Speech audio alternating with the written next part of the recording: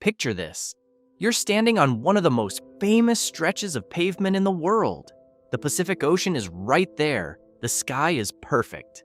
And somehow, you're surrounded by boarded-up storefronts, for lease signs, and a smell that has absolutely nothing to do with the ocean. That's Venice Beach in 2025. Not the version from the postcards. The real version, the one locals have been watching fall apart for years while city officials argued about what to call the problem.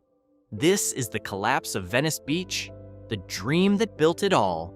Before we talk about how it got here, you have to understand what Venice Beach actually was, because it started as one of the most ambitious, ridiculous, and genuinely romantic ideas in American real estate history. In 1905, a tobacco millionaire named Abbot Kinney looked at a swampy marsh on the Southern California coast and thought, "I'll build Venice, Italy." Not inspired by it, not loosely referencing it. He wanted the real thing: canals, gondoliers, Italian Renaissance architecture, the works. He even imported actual gondoliers from Italy to ferry visitors around. He opened his Venice of America on July 4th, 1905, and it worked. Electric trolley cars brought people down from Los Angeles and Santa Monica, and the crowds came. The boardwalk buzzed, the canals gleamed, and Kinney had pulled off something genuinely spectacular. But almost immediately after Kinney died in 1920, the dream started unraveling. The automobile arrived, and the trolleys became irrelevant. The canals were deemed a health hazard.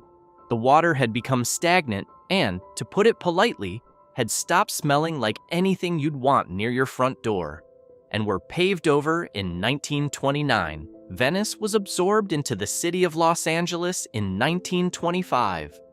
By the 1950s, the area had been labeled, without much affection, the slum by the sea. Low rents attracted European immigrants, artists, poets, and a category of person that city planners have never quite known what to do with: the genuinely unconventional. So right from the beginning, Venice had a pattern: soaring highs followed by neglect, chaos, and then some kind of improbable reinvention. What's happening now isn't entirely new, but the scale of the current collapse is something different. The golden era nobody talks about losing. If you were in Venice Beach in the 1970s and 1980s, you witnessed something that doesn't really exist anywhere anymore. The boardwalk was alive in a way that defied easy description. Arnold Schwarzenegger was lifting weights at the original Gold's Gym, which opened in Venice in 1965 and became the most famous outdoor gym on Earth. Muscle Beach, the open-air weight pit along the boardwalk, was the proving ground for bodybuilders who went on to define the sport for decades. The documentary Pumping Iron in 1977 captured some of that energy and brought it to a global audience. But it wasn't just muscles. The Zephyr skateboard team, the legendary Z-Boys, was pioneering what would become modern skateboarding right here, using Venice's empty pools and street surfaces in ways nobody had thought of before. The Beat generation had passed through in the 1950s, hanging out at the Gas House on Oceanfront Walk. Jim Morrison and the Doors had deep roots in the Venice and Santa Monica area. Later, punk bands like The Germs, Black Flag, and local legends. Suicidal tendencies came out of this same neighborhood's raw, DIY energy. The boardwalk in the 1980s and 1990s, street performers who became local institutions. Roller skaters glided past shops that actually had customers in them. The whole stretch from the skate park to the pier felt like a city within a city that operated on its own rules and thrived because of it. That creative identity wasn't an accident.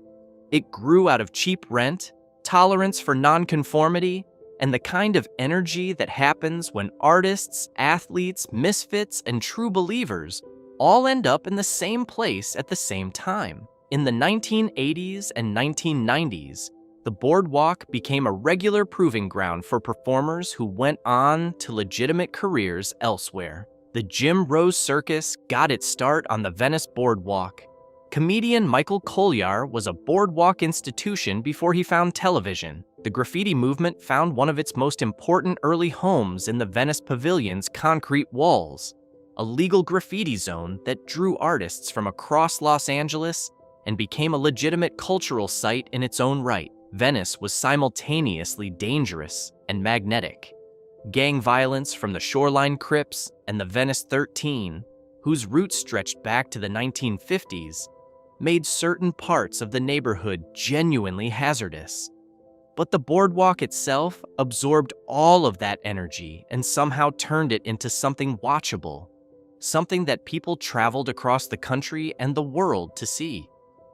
That coexistence of danger and spectacle was part of the appeal, even if nobody would have phrased it that way at the time. The problem with that formula is that it's incredibly fragile, and in Venice's case, several things conspired to destroy it. Not all at once, but in layers, one decade at a time. The police are doing an amazing and so often thankless job. I just cycled down the boardwalk.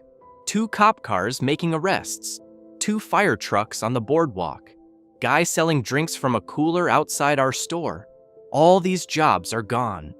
But of course, politicians here couldn't care less about business/jobs. That was Klaus Meller, owner of a Ben & Jerry's franchise on the boardwalk. In November 2023, just before he closed the doors for the last time after 6 years of trying to make it work. In his announcement, he noted bluntly that there were no families with children that dare frequent the boardwalk, especially local families. He also said that after the experience, he would never again open a business in Los Angeles. That sentiment, from a business owner who stuck it out for 6 years, says a lot about the state of things. And it wasn't just him. The closures stacked up year after year. Each one that left took jobs with it. 5 or 6 workers in the off-season, sometimes a dozen in summer, gone. And each time a shop closed, it made the block look slightly more abandoned, which made the next shop slightly less viable. That's how commercial strips collapse.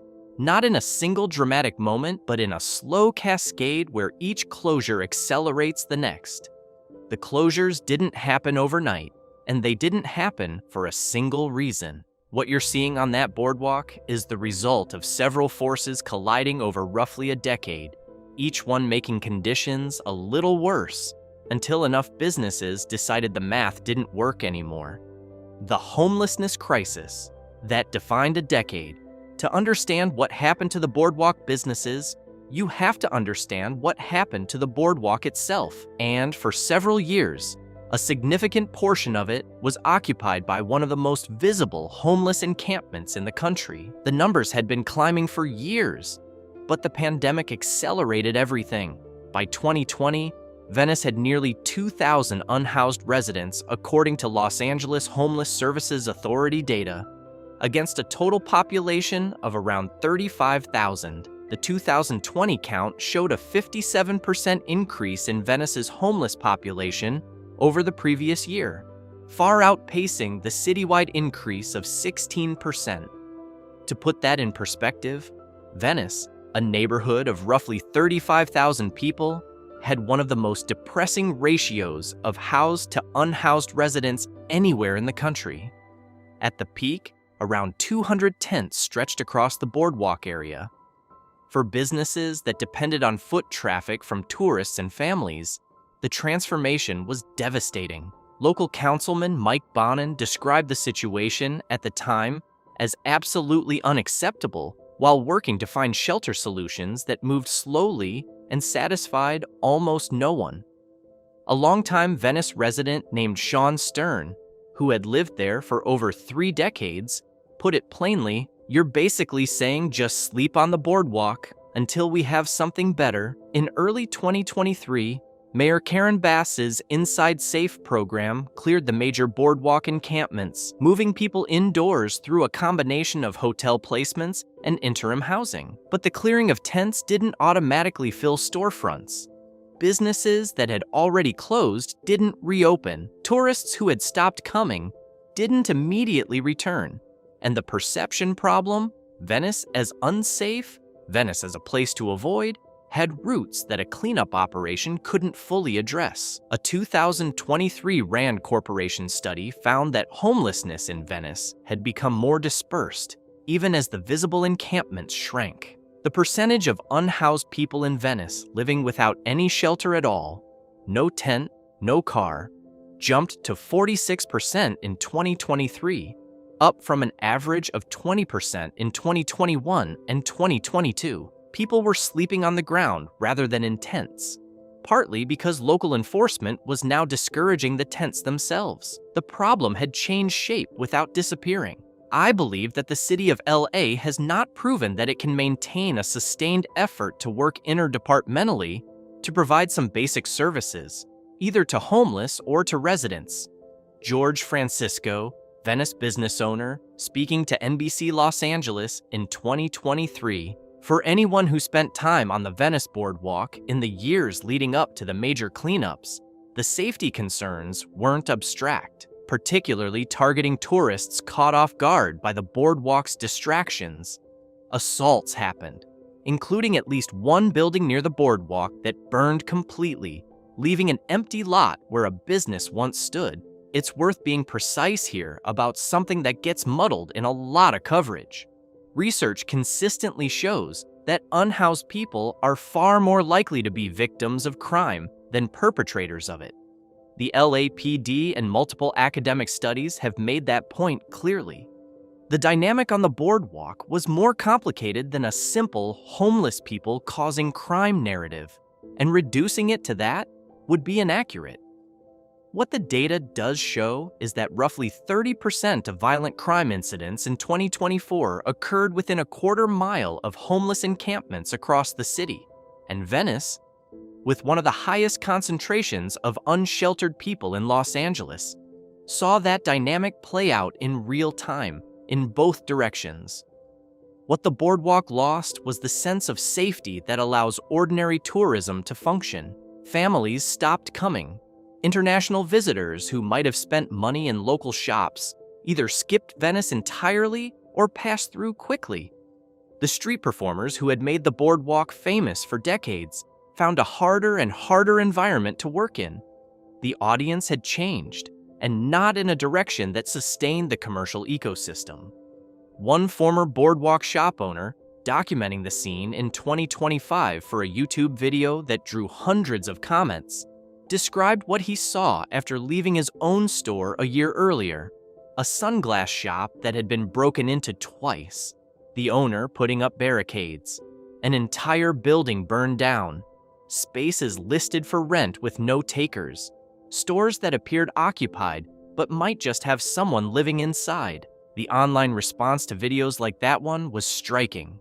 Viewers described Venice as drug-riddled, full of drug-addled zombies, a place that had driven away both local families and international tourists. The comments reflected a collective mourning, not just frustration with conditions, but grief over something that felt genuinely lost. And the safety data, while showing some improvement over the worst years, still places Venice firmly in the more challenging category for the Los Angeles area. The neighborhood ranked 99th out of Los Angeles neighborhoods for safety in 2024 rankings. Los Angeles saw a 14% decrease in homicides in 2024 and significant drops in property crime. The perception of Venice as a risky area, particularly after dark, persisted. Petty theft is especially common, and visitors who aren't paying attention can find themselves on the wrong side of a quick interaction near the boardwalk. The warnings to stick to daytime and stay aware of your surroundings aren't empty caution. The rent problem nobody solved. Here's the part that doesn't get enough attention in conversations about Venice's decline. Even before the pandemic, even before the homelessness crisis reached its peak, the economics of running a business on or near the boardwalk were getting brutal. The boardwalk's commercial landlords charged significant rent for spaces on one of the most photographed strips of pavement in the country. That might sound reasonable until you factor in that street vendors, who pay no rent and have no overhead, set up directly in front of those shops and sell competing goods all day long without a business license expense, without property costs, without any of the burden that a legitimate tenant carries. When your competition operates for free 5 feet from your front door, charging you thousands a month for the privilege of losing that competition feels particularly grim. On top of that, shoplifting surged 80% across Los Angeles from 2022 to 2023, according to data from Crosstown, LA. Small retail shops on the boardwalk, already squeezed by rent and outdoor vendor competition, were absorbing theft losses at rates that would have been unsustainable in far more favorable conditions. Abbott Kinney Boulevard, just a 10-minute walk from the ocean, took a different path. Once described as a derelict strip of rundown beach cottages and empty brick industrial buildings, it was rechristened in honor of the neighborhood's founder in the late 1980s as a deliberate push to bring in new businesses. By the 2010s, it had become one of those streets that appears in magazine Coolest Block in America features, clothing stores with unintelligible names selling things nobody strictly needs. GQ called it the coolest block in America in 2012, which was either deserved or the beginning of its end, depending on your perspective. The transformation of Abbott Kinney was a commercial success story, but also a displacement story. As property values climbed, longtime tenants were pushed out. Affordable housing disappeared.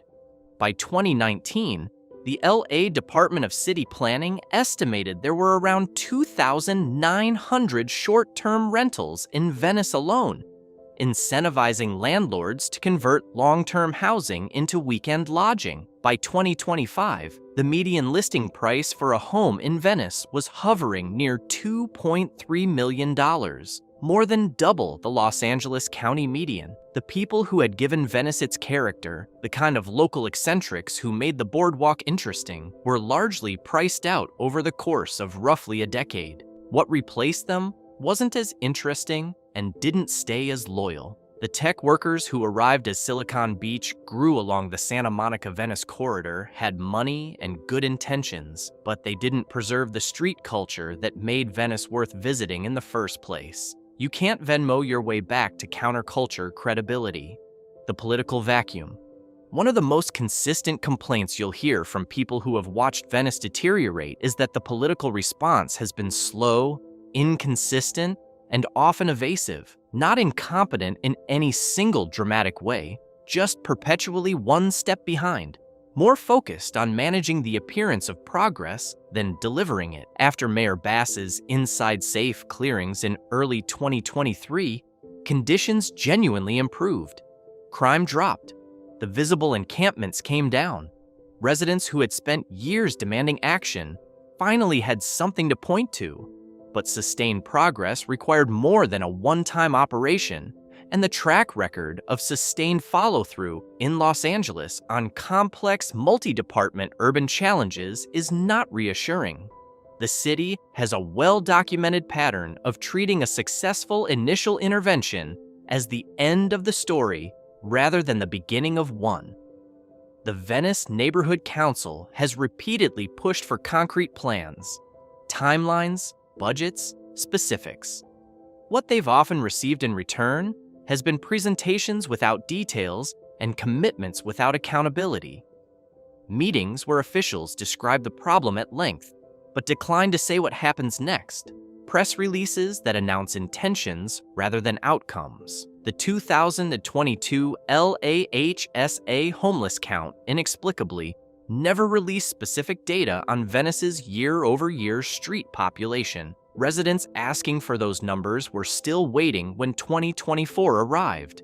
A 2-year gap in basic civic information about one of the city's most visible crisis points. Local journalist Nick Antonicello, a 31-year Venice resident who has covered the homelessness beat in the neighborhood closely, wrote in early 2024, having data that demonstrates what was done in 2023 by Bass, Park and Horvath would go a long way in building public confidence that, in fact, things are getting better. and that the homeless population is decreasing. That call for basic transparency and accountability shouldn't be a radical ask.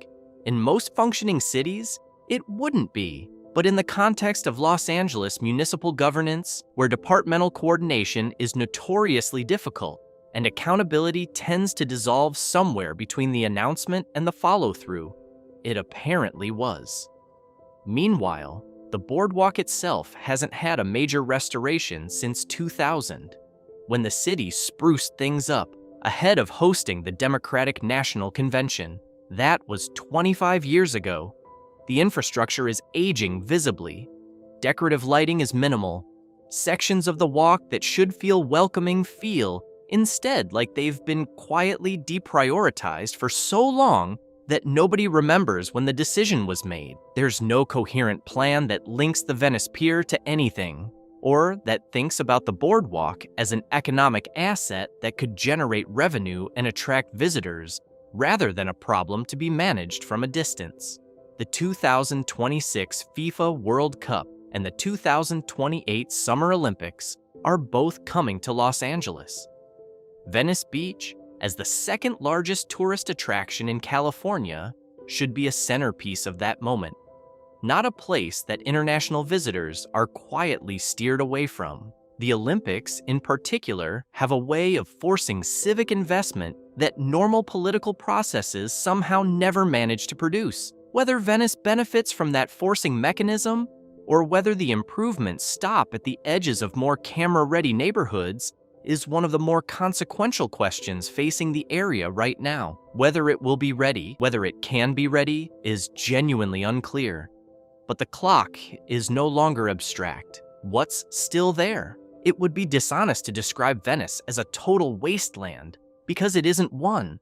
Parts of it still work, and parts of it are still genuinely impressive. The skate park is still there and still draws serious talent, honoring the neighborhood's legitimate claim to the origins of modern skateboarding. Muscle Beach still has its outdoor weight pit, and there are still bodybuilders using it, keeping alive something of the spirit that drew Arnold Schwarzenegger and Franco Columbu here in the 1970s. The Venice canals, extensively renovated in 1992, are beautiful in the way that only a waterway lined with multi-million-dollar homes can be. Street art still covers walls in ways that are occasionally extraordinary. Artists painting the buildings in bright colors are a genuine attempt to hold on to something, to signal that the creative spirit that defined this place isn't completely gone. A few restaurants and coffee shops on the boardwalk manage to stay busy, particularly on weekend afternoons when the sun is out and people are willing to give the place the benefit of the doubt. During summer weekends, the beach itself fills up, and for a few hours, the energy of the place approaches something of what it used to be. Harry Perry, the legendary rollerblading guitarist who has been performing on the boardwalk since the 1970s in his white turban with a body-painted guitar, still shows up. There are street performers who genuinely give their craft to the boardwalk and ask for nothing but an audience and $1 or $2. The human spectacle that Venice has always offered hasn't entirely abandoned the stage, but the consistent year-round vitality that made Venice Beach a genuine cultural destination, the thing that made people come back, not just check it off a list, that's harder to find. The boardwalk that once felt like the most alive place in Los Angeles now has long stretches that feel like a city waiting to see what happens next. One longtime community observer summarized it with a practicality that's hard to argue with. The opportunity to drastically change the conditions at Venice Beach will only occur through active and persistent political and governmental leadership that is disciplined, focused, and determined to create and construct meaningful and sustaining change, not just for Venice, but for Los Angeles and the entire state of California. That's a description of what's needed. Whether the will exists to actually deliver it is a separate question. What comes next? There are people who genuinely believe Venice Beach can be pulled back from where it is. They point to the encampment clearings that actually worked, the crime reductions that followed, the handful of new businesses that have tried to open despite the odds. They believe the combination of approaching world events and a new political moment in Los Angeles creates a window that didn't exist 2 years ago, and that windows in this city don't stay open indefinitely. The proposals on the table are more concrete than they've been in years. A full boardwalk restoration, the first since 2000, with better lighting, repaired infrastructure, and a rethought connection between the Venice Pier and the rest of the waterfront. Some have proposed making the pier itself more versatile, a venue for outdoor concerts, a potential transit link to Santa Monica, something that gives people a reason to stay at the waterfront rather than glance at it and leave. Others have pushed for a dedicated bike lane west of the current path, decorative signage, and real aesthetic investment in the oceanfront walk that has been quietly deprioritized for so long it's become invisible to the people making budget decisions downtown. Whether any of that materializes at the scale and speed required is, at this point, unknown. Los Angeles has a long history of ambitious plans announced with press releases and executed with shrugs. The gap between what gets proposed at a neighborhood council meeting and what actually gets funded, built, and maintained is historically large in this city, and the residents who have been watching Venice deteriorate for a decade have earned their skepticism about timelines and follow-through. What isn't unknown is what happens if nothing changes. The businesses that have already closed aren't coming back. The institutional knowledge of what made Venice Beach special, the performers, the local vendors, the artists who could afford to live a few blocks from the ocean, that's already largely gone. And some losses in city culture are permanent. Once the economic conditions that produce a certain kind of place are destroyed, you can clean up the streets all you want and still not get back what you had. A freshly painted boardwalk with no one interesting on it is just a sidewalk. Abbot Kinney built something remarkable out of a swamp in 1905 by sheer force of vision and enough money to act on it. His first plan was terrible. Professors lecturing at the beach, and he abandoned it immediately for what people actually wanted. That willingness to pivot, to read the room, to build something real rather than something intended, is what made Venice worth having in the first place. The place has always had that capacity for reinvention. It has survived worse than empty storefronts and broken politics. But surviving and thriving are different things. The question standing in front of the boardwalk right now, with the for lease signs and the shuttered windows and the occasional burst of music from a performer who refuses to give up on the place, is whether anyone with actual power will show up with enough seriousness to pull off another reinvention before the window closes. Sometimes these places come back. Sometimes they become cautionary tales. Right now, Venice Beach is still somewhere between those two outcomes. The difference between them is not a cleanup crew or a council vote. It's whether the people responsible for this city decide that what happens here actually matters, and act like it before it's too late to matter. If this video made you think about something you'd forgotten, or showed you something you hadn't seen before, hit the like button and subscribe. There's a lot more ground to cover, and we're just getting started.